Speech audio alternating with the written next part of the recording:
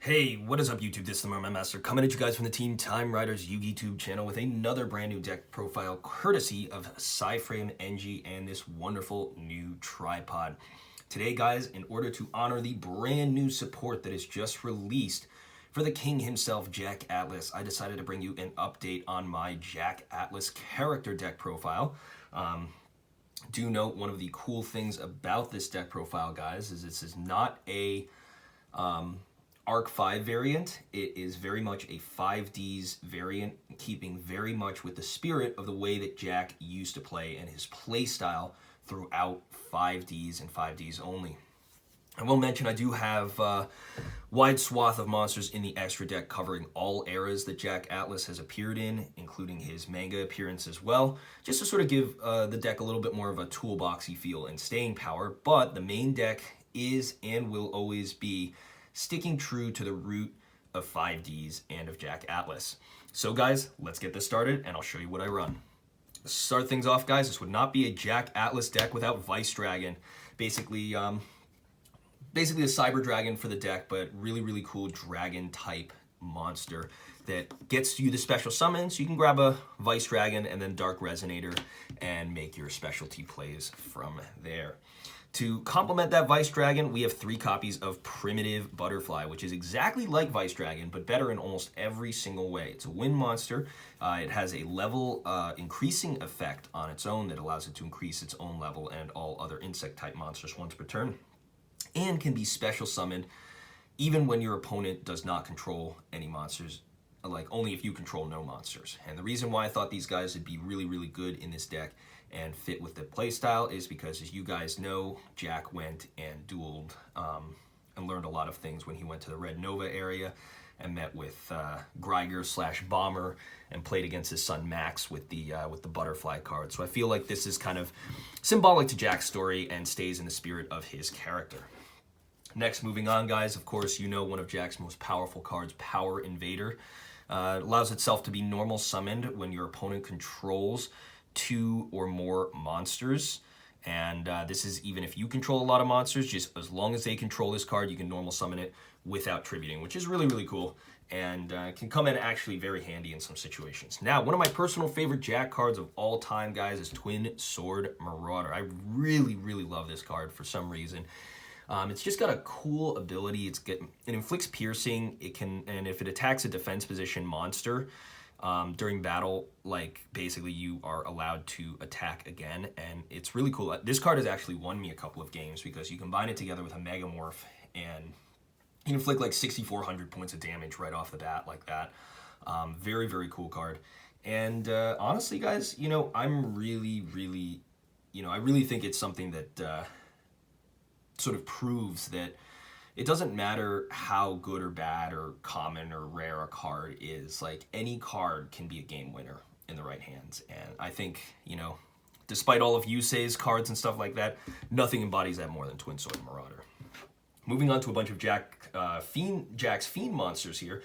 We have his swath of Fiends that are really, you know, sort of highlight what he is. A level 4 Fiend, guys. Ogre the Starlit Scar, Power Breaker, Mad Archfiend, and Lancer Archfiend. And these guys are super cool. Lancer Archfiend can give anything piercing. Ogre the Scarlet Sorrow is like a Gore's, except on the second direct attack instead of the first. Power Breaker allows you to pop face-up spells and traps and stuff like that. And then Mad Archfiend inflicts piercing damage as well. So really cool, and we'll actually be able to search these guys now thanks to the new Resonator collector or whatever card that's coming out. And then finally, guys, nothing like a Magic Hole Golem to finish out Jack's non-tuner monsters in style. This card is very cool, very awesome, and can actually win you a couple of games because you have a monster and then it can attack directly against your opponent. So cool on that. Now, guys, a couple more non-tuners that we have in the deck. 1 copy of Power Supplier. Jack ran this card in his last duel against Yusei. Basically boosts up any monster once per turn, 400 points. Really cool card, and something that I still like having in this deck, even though a lot of people might not consider him to be too good. Now, of course, Nobody says Jack like Dark Bug, and of course the one and only Battle Fader. Battle Fader has staying power beyond Jack, but he was the guy who ran it first, and Dark Bug allows you to get back any of your Resonator tuners from your graveyard, which is really cool. Any level 3 tuner that you want, and there's cards that I have in this deck that can help out with that play. Also, really, both of these cards are really good for being the level 1 component so that you can go into your, your big boy. And no one exemplifies that more, of course, than Majestic Dragon. You combine Majestic Dragon with any of your other level 2/1, these guys, and then Red Dragon Archfiend, and you guys are set to go. Now, of course, this would not be a Jack Atlas deck without the tuner monsters, guys, and we are packing Resonators here in force. We have 5 different Resonator monsters. Each one of them have specific uses in the deck. We've got Synchron Resonator, Mirror Resonator, Force Resonator, Clock Resonator, and Dark Resonator. Dark Resonator and Clock Resonator are pretty much, Jack's typical cards, especially, for instance, Dark Resonator. Great dark typing as well. Clock Resonator for its, ability to also not be destroyed by card effects when it's in defense mode. I decided to shy away from things like Creation Resonator because this deck cannot put synchros on board as consistently as a dedicated, Resonator deck, because it's, very much 5Ds themed. So you're running, his main deck stuff is just as important as the synchro stuff. So, this is less synchrocentric. Otherwise, those numbers would be at more. Force Resonator is just your sort of level 2 that's searchable. Really cool. Mirror Resonator and Synchron Resonator are actually your best ones. Specifically Synchro Resonator, because he can special summon himself if you control a Synchro monster. And then he can, non-once per turn, grab you any Resonator when he goes to the graveyard, even including if it's not during a synchro summon. Mirror Resonator is great because it can copy the level of anything your opponent controls. So if you have Mirror Resonator and then plus a Mind Control or something like that, you copy their level 4, then steal their level 4, and you got a level 8 right there. You can also special summon itself if your opponent controls any extra deck monster, not just a synchro. Now, the last tuners in this deck, we're gonna round it out right now with Top Runner, Influence Dragon, Dread Dragon, and Dark Sprocketer. First starting off with Dark Sprocketer, really, really cool card. One of Jack's typical first beginning synchros before he really started to go hard in the paint with the Resonators. Allows you to pop a face-up spell or trap card, kind of the same as Power Breaker does. Very good for popping floodgates and things like that, especially because it activates in graveyards, so you won't get affected really by the skill drain. Dread Dragon, when it's destroyed by battle, searches you any card that you want, as long as it's Dragon type tuner, so that's a great way to get your Majestic Dragon or the next card, Influence Dragon, out of your deck.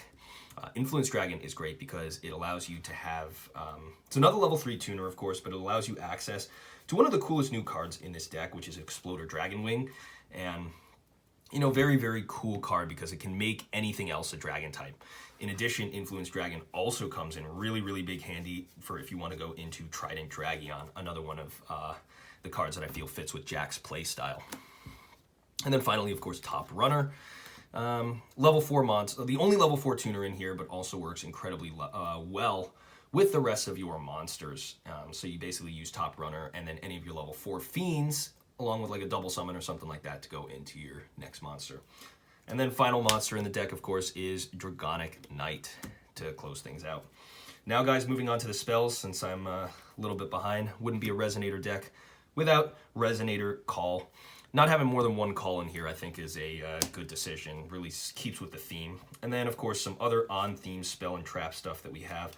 One copy of Megamorph, which he canonically ran. And, of course, really great because you're often going to be on the defensive in this deck. And a big Megamorph play, like with the Twin Breaker, can swing momentum in your favor. Double Summon is sort of the same. Getting out extra monsters and stuff because none of your stuff has really too much special summoning ability of its own. Then, guys, wouldn't be complete without 1-for-1. 1-for-1 to get your whatever tuners and stuff you're missing out of your deck. And then we have one copy of Earthquake. I like Earthquake in this deck. I was really looking for this card because I feel like it's the perfect kind of card that Jack would run. It's a straight up -1, but it's one of those kind of tempo cards, switches everything to defense mode, and basically makes your Red Dragon Archfiend a card that's really, in some senses, worth running. So that's what's cool about Earthquake. And then finally, finishing it off, Creature Swap and Mind Control for some cool shenanigans. Now, moving on to the trap cards. I don't have any that are at more than 1 in here, so I'm just going to go through and show them based on sort of the types of cards that they are. First things are your attack stopper / effect negator, Shadow Spell, and Fiendish Chain, both canonically run by Jack. Shadow Spell and Fiendish Chain are very, very good cards, and they basically allow you to... This one stops an opponent's attack. Like, they both prevent them from switching battle positions. This stops an opponent's attack, decreases attack by 700. This negates its effect. So, really cool. Next, we've got your revival spells, and it's these guys here. Powerful Rebirth and Revival Gift. This special summons 2 tokens to your opponent's board and revives a tuner. This one revives any level 4 or lower monster, and then when it's revived, its level is increased by 1, and its attack goes up by 100 points. Really good for some synchro and stuff plays like that. Now, the next cards that we have in the deck is 1 copy of Compulsory Evacuation Device. I was inspired to put this in here because Jack has a card called, I think it was like Compulsory Escape Device or something. You can discard cards to bounce things to your opponent's hand or thing. Something like that. Really cool. Figured it was on theme. Then we have some crazy cards that that Jack ran, namely 1 copy of Red Screen, one of your best stall cards in the entire deck. In exchange for 1,000 of your points during the end phase, like this card stalls your opponent out and prevents them from attacking. But be careful because this can come back and bite you. And then, of course, Stargate, a Jack Atlas special. Both Jack and Yusei ran this in the first time that they dueled in the Fortune Cup arena. And it's not really that good of a card, but it's kind of on theme. So I figured, what the heck.